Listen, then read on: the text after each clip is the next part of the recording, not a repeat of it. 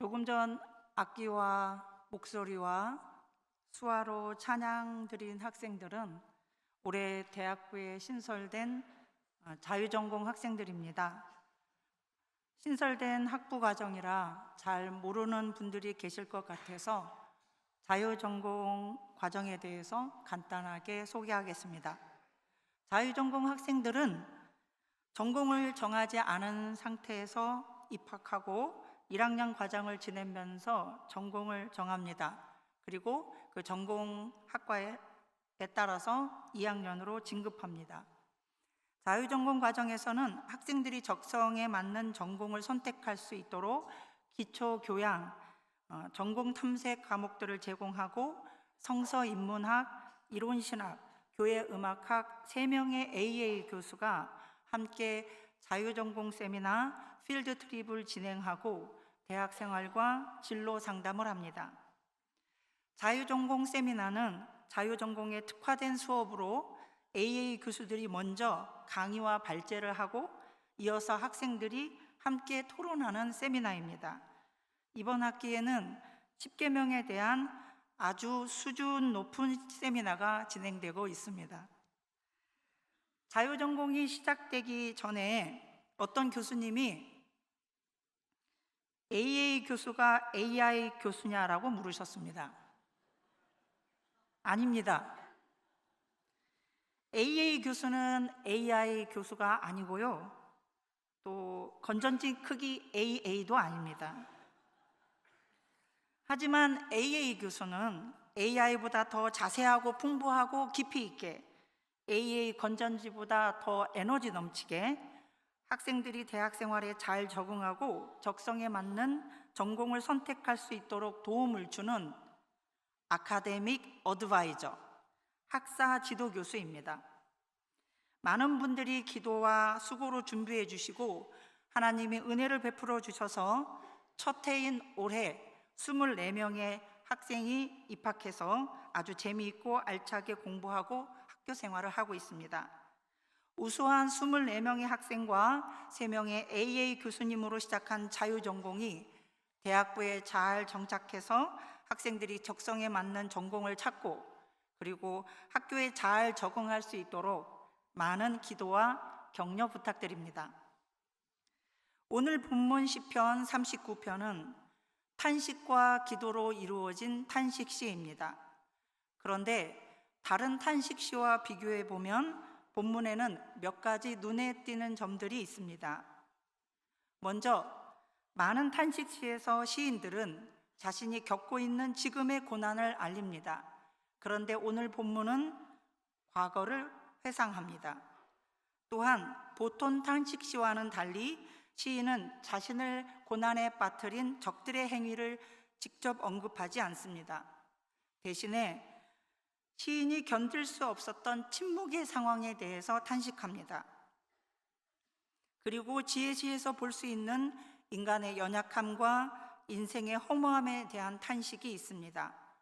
마지막으로 탄식시는 대개 오늘 본문의 7절의 구원의 확신에 관한 신앙 고백으로 끝나는데 본문에는 이어서 또다시 탄식과 간구의 기도가 나옵니다. 이러한 눈에 띄는 점들 때문인지 본문의 종류에 대한 여러 견해가 있습니다. 기도시, 탄식시라고도 하고 지혜시라고도 합니다. 오늘은 본문을 시인이 지난날의 탄식과 소망의 기도를 회상하면서 지금 오늘 부르는 노래로 보고 저자로 알려진 다윗의 소망에 대해서 함께 나누고자 합니다. 다윗은 지난날의 탄식과 소망의 기도를 지금 부르고 있습니다. 내가 말했습니다 로 시작되는 노래는 1절부터 3절까지 다윗이 결심했다는 것을 알립니다. 내 혀, 내 입에 재갈을 물리다.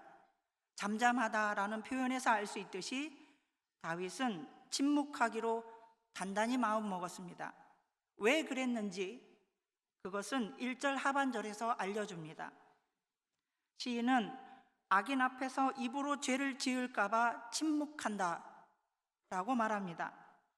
악인은 여기서 하나님 없이 사는 사람을 뜻합니다. 하나님 없이 산다는 것은 하나님을 인정하지 않는다는 것이고 하나님을 믿지 않는다는 것입니다.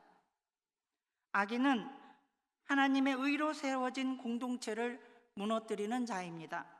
하나님이 세우신 질서를 무너뜨리고 편을 가르고 갈등을 조성하고 평화와 화목을 깨뜨리는 자입니다. 악인은 힘없고 가난한 사람들의 것을 빼앗아 부와 명예와 권력을 얻습니다. 자신의 지위와 권력을 이용해서 부당한 이익을 취합니다. 그렇게 세상 사람들의 방식대로 부당하게 얻은 부와 명예와 권력을 누리고 살면서 하나님을 경외하며 사는 의인들을 어리석다라고 조롱하며 비웃는 사람입니다. 그렇다면 의인들을 비웃으며 하나님 없이 사는 악인들 앞에서 죄를 짓지 않기 위해 침묵하겠다고 결심한 다윗에게는 도대체 무슨 일이 있었던 것일까요? 다윗이 어떤 역사적 상황에서 오늘 본문인 시편 39편의 탄식과 기도를 드렸는지는 본문만으로는 정확히 알 수 없습니다. 특히 1절부터 3절에서는 하나님께 신실한 다윗이 고난을 겪고 있다는 것만 알 수 있습니다. 그 고난은 몸과 마음의 질병일 수도 있고 쌓아 올린 명예와 권력이 한순간에 사라진 것일 수도 있고 자녀로 인한 고통이거나 관계가 깨진 가족들의 모습일 수 있습니다. 1절부터 3절까지 묘사되는 시인의 모습에서 우리는 욥을 떠올리게 됩니다. 의인 욥이 그랬듯이 다윗은 고난 가운데서 입으로 죄를 짓지 않으려고 침묵했습니다. 하나님을 향한 신실함을 잃지 않고 믿음을 지키려고 애를 썼습니다. 나아가 다윗은 선한 것, 자기에게 유익한 것도 자신의 의를 드러낼 만한 것도 말하지 않겠다고 결심했습니다. 그저 입을 꾹 다물고 하나님의 회복의 때를 기다리겠다는 것입니다. 그러나 우리가 잘 알고 있듯이 살아온 삶의 어떤 순간이라 해도 이해될 만큼 다윗은 파란만장한 삶을 살았습니다. 세상 권력의 가장 높은 자리에도 있었었고 밑바닥까지 내려가는 일도 겪었습니다. 목동이었던 다윗은 양치는 능력이 있었고 풍류도 즐길 줄 알았고 하나님을 잘 믿었습니다. 게다가 용모도 출중했습니다. 마치 오늘날 기타도 잘 치고 찬양도 잘하고 게다가 잘생기고 경제적 능력까지 갖춘 뭐 하나 부족한 것이 없는 잘 나가는 교회 오빠였습니다. 그런 다윗은 가정을 꾸리고 성실히 일하며 평범하게 잘 살 수 있었을 것입니다. 그런데 하나님의 부르심을 받고 사무엘에게 기름 부음 받은 뒤 다윗의 삶은 평범하지 않았습니다. 계속되는 전쟁에서 승리를 거둔 다윗은 자신을 향해 환호하는 백성들의 소리를 경험했습니다. 공주 미갈을 아내로 얻는 기쁨도 누렸습니다. 그러나 다윗은 자신을 죽이려고 하는 사울을 피해 쫓기는 신세가 되어 떠돌아다니게 됩니다. 아내 미갈도 빼앗기고 블레셋 지역으로 들어가 살아남기 위해서 미친 척까지 합니다. 사울이 죽은 뒤 다윗의 삶은 조금은 평탄해 보입니다. 신실한 다윗은 나라가 안정되자 성전을 지으려고 합니다. 그러나 하나님의 허락을 받지 못한 다윗은 하나님의 말씀에 순종하며 성전 건축을 위한 기초를 다지는데 힘을 씁니다. 그러한 수고의 열매를 아들 솔로몬이 누리게 됩니다. 그런데 하나님께 신실하고 모든 이스라엘 왕들의 모범이 되는 다윗도 죄를 짓습니다. 충성스러운 부하 우리아의 아내 밧세바를 취하고 이를 감추기 위해 우리아를 전쟁터에서 죽게 합니다. 그 일로 다윗은 하나님의 징벌을 받습니다. 다윗은 집안일로도 고난을 겪습니다. 셋째 아들 압살롬이 누이 동생 다말의 일로 큰형 암논을 죽입니다. 그리고 압살롬의 반역으로 다윗은 다시 도망자 신세가 됩니다. 게다가 압살롬은 온 이스라엘이 보는 앞에서 아버지 다윗을 모욕하는 일을 서슴지 않고 행합니다. 이 모든 일이 일어나는 동안 다윗은 아무 말도 아무 것도 하지 못합니다. 또 자기 부하의 손에 아들 압살롬이 죽었다는 소식을 들었을 때도 다윗은 애통해하며 울 수밖에 없었습니다. 다윗의 이런 삶의 어느 지점이든지 오늘의 본문 시편 39편 1절부터 3절까지의 배경이 될 수 있겠습니다. 그런데 고난 가운데 침묵하기로 마음먹었지만 다윗은 결심했던 일을 이루지 못합니다. 말하지 않고서는 견딜 수 없는 아픔이 속에서부터 올라옵니다. 생각을 거듭할수록 아픔은 더욱더 커졌습니다. 다윗은 더 이상 참지 못하고 입을 열어 하나님께 말했다라고 합니다. 이제 우리는 다른 탄식시에서 볼 수 있듯이 주님의 이름을 부르며 어찌하여 자신을 계속 이 고난 가운데 두시냐며 소리 높여 외치는 다윗의 탄원을 예상합니다. 그런데 다윗은 인간의 연약함과 인생의 허무함을 탐식합니다. 그리고 7절에서 이렇게 외칩니다. 주님, 이제 내가 무엇을 바라겠습니까? 내 소망은 오직 주께 있나이다. 다윗은 고난에서 벗어나기를 바라는 소망을 담아 자신을 고난에서 건져내 주실 분은 오직 주님이라고 고백했습니다. 탄원시는 보통 이러한 하나님에 대한 신뢰의 고백으로 끝납니다. 그런데 지난 날을 회상하는 다윗은 이러한 자신의 고백 뒤에 자기에게 무슨 일이 일어났었는지를 오늘 우리에게 알려줍니다.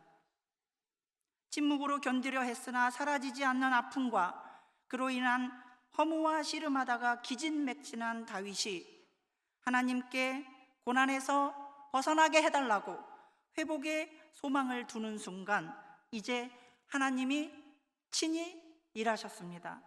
하나님은 8절에서 다윗을 회개의 기도로 인도하십니다. 주님, 제가 잘못했습니다.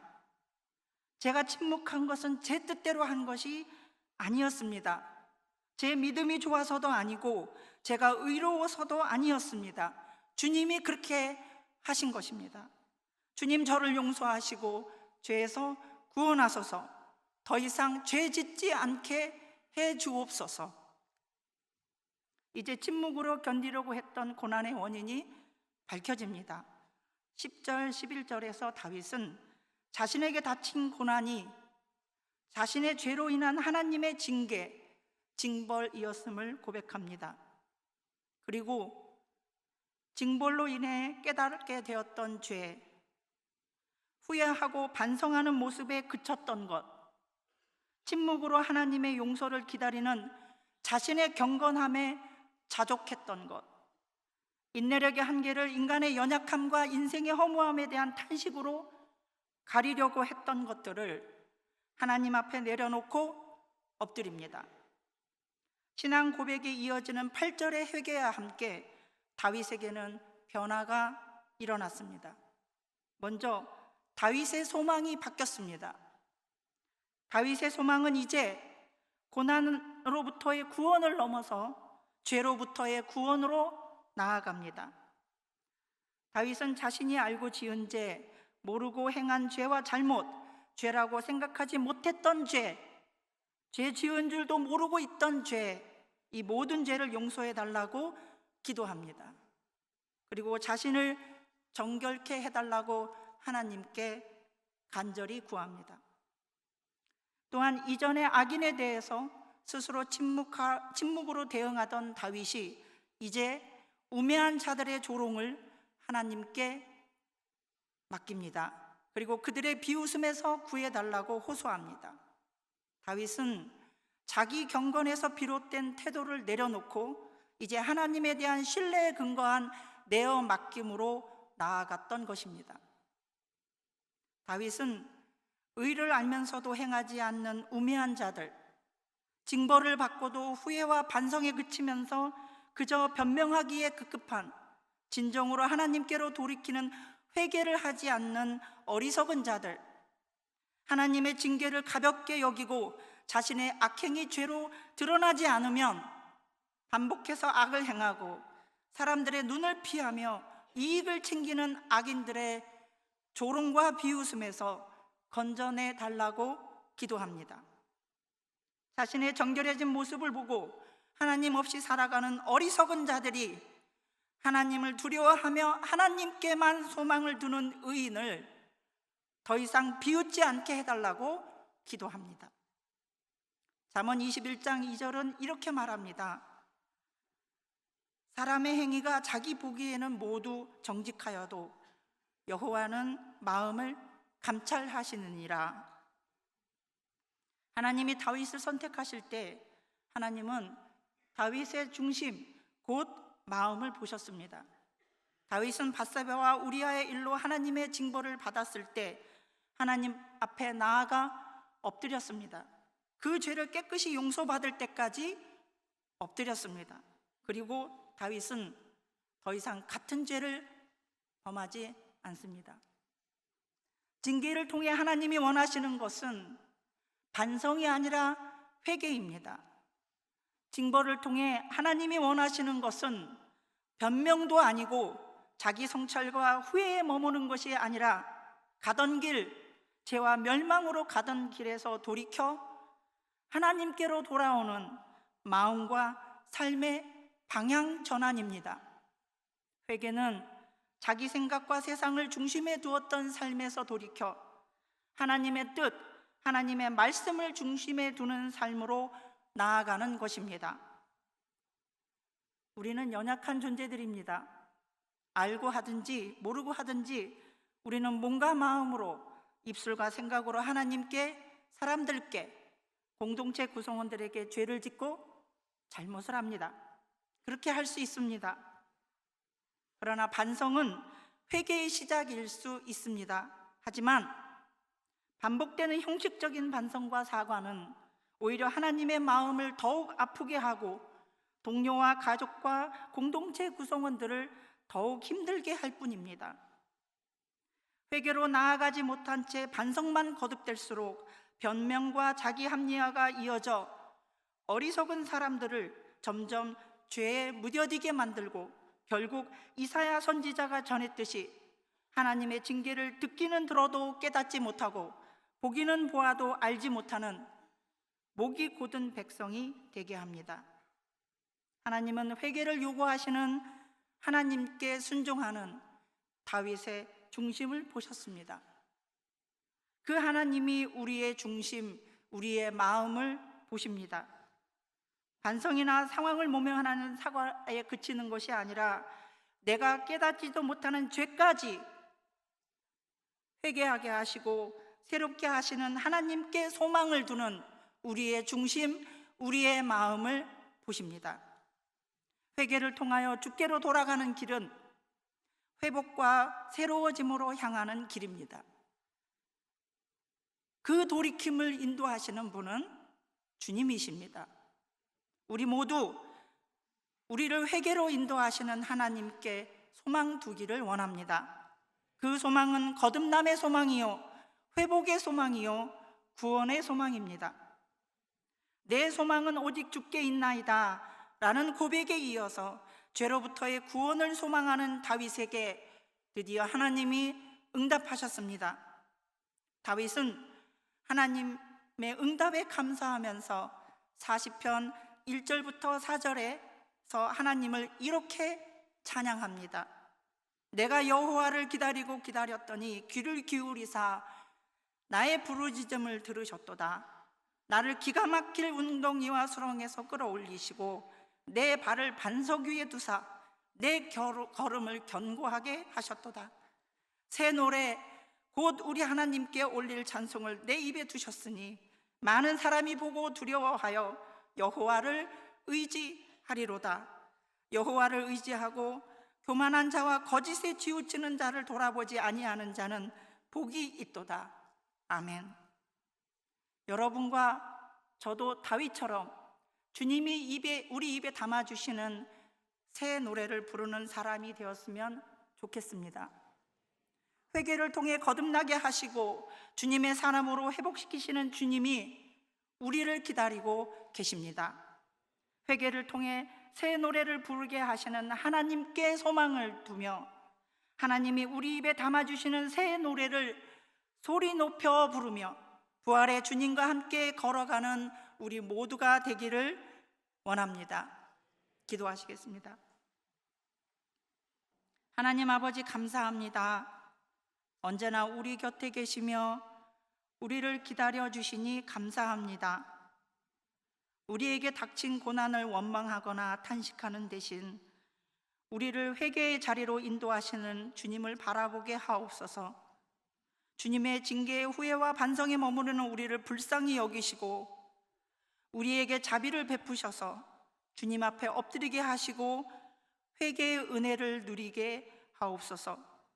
부활의 주님께 소망을 두고 주님이 주시는 새 노래를 부르는 우리 모두가 되게 하옵소서. 이 모든 말씀 예수님의 이름으로 기도드리옵나이다. 아멘.